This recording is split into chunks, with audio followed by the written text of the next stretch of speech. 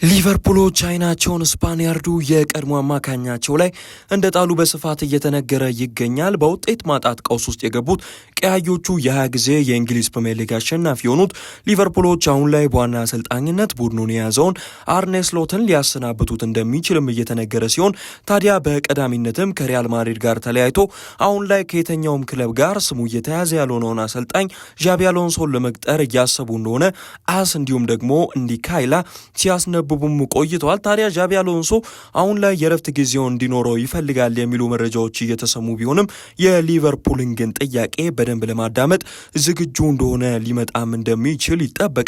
አሰልጣኙ ግን እንደ አዲስ የውድድር ዓመቱ ሲጠናቀቅ ሊቨርፑልን የመረከብ እቅድ እንዳለውም እየተሰማ ሲሆን ይህም ኔዘርላንዳዊ አለቃ አርኔ ስሎት እስከ ዓመቱ መጨረሻ ድረስ በአንፊልድ እንዲቆዩ ያደርጋቸዋልም ተብሎ ይጠበቃል።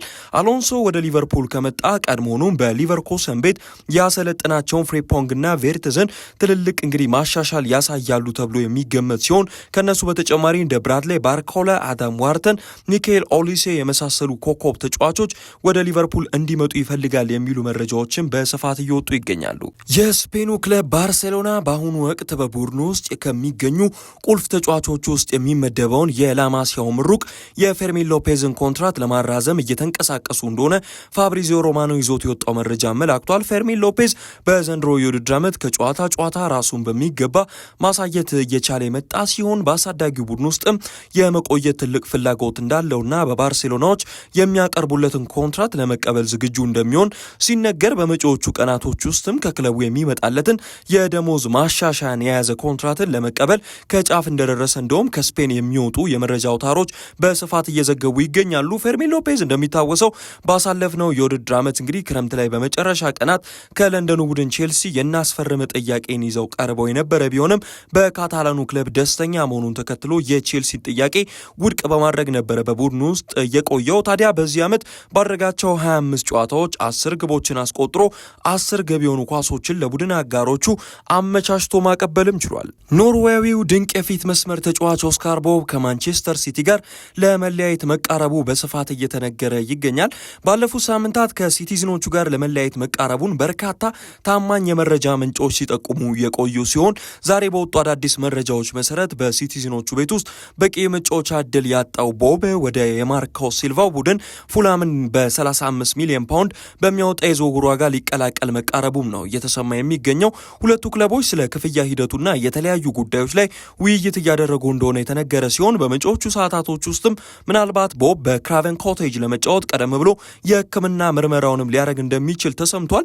ቦብ ከማንቸስተር ሲቲ ጋር ይለያያል የሚለው ዜና ከወጣ በኋላ በርካታ ቡድኖች ፈልገውት የውሃ ሰማያዊዎቹን በር ያንኳኩ ሲሆን የጀርመኑ ቡድን ቦሩሲያ ዶርትሙንድ ደግሞ በኖርዌያዊው የመስመር ተጫዋች ላይ ትልቅ ፍላጎት እንደነበራቸው ተሰምቷል። በሲቲ ቤት ውስጥ ሴማኒዮ ፊርማውን ካኖረ በኋላ ደግሞ ቦብ የተሻለ ደቂቃ ለማግኘት ሲል ቡድኑን መልቀቅ እንደሚፈልግ ሲጠበቅ የነበረ ጉዳይ እንደሆነ ተነግሯል። ሮማዎች የጠፋውን ኮከብ ዳግም ወደ አውሮፓ መመለስ እንደሚፈልጉ ባለፉት ቀናቶች ውስጥ በስፋት እየተነገረ ይገኛል።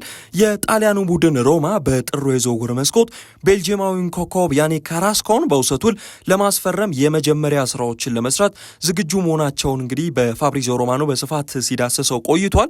አሁን ላይ በሳውዲው ቡድን አልሸባብ ዳጎስ ያለ ደሞዝ እየተከፈለው የሚጫወተው የቀድሞ የአትሌቲኮ ማድሪድ ኮከብ በጥር ቡድኑን ይለቃል ተብሎ ባይጠበቅም ከጣሊያን ቡድኖች የሚመጣውን የዝውውር አቅርቦት ግን ጉዳዩን ትኩረት ሰጥቶ እንዲያየው ሊያደርገው ይችላል ተብሎ እየተገመተ ይገኛል። ካራስኮን የአንቶኒዮ ኮንቴ ቡድን ናፖሊም እንደሚፈልገው እየተነገረ ሲሆን በመጪዎቹ ቀናቶች ውስጥ ግን ሮማዎች የመጀመሪያ የውሰት ውልን የያዘ የዝውውር ጥያቄ ለማቅረብ በዝግጅት ላይ እንደሆኑ እየተሰማ ይገኛል። እንደሚታወሰው እንግዲህ ያኒክ ካራስኮ በአትሌቲኮ ማድሪድ ቤት ውስጥ በነበረበት ጊዜያት እጅግ በጣም ደማቅ ጊዜ ካሳለፉ ተጫዋቾች መካከል አንዱ እንደሆነ ይታወቃል።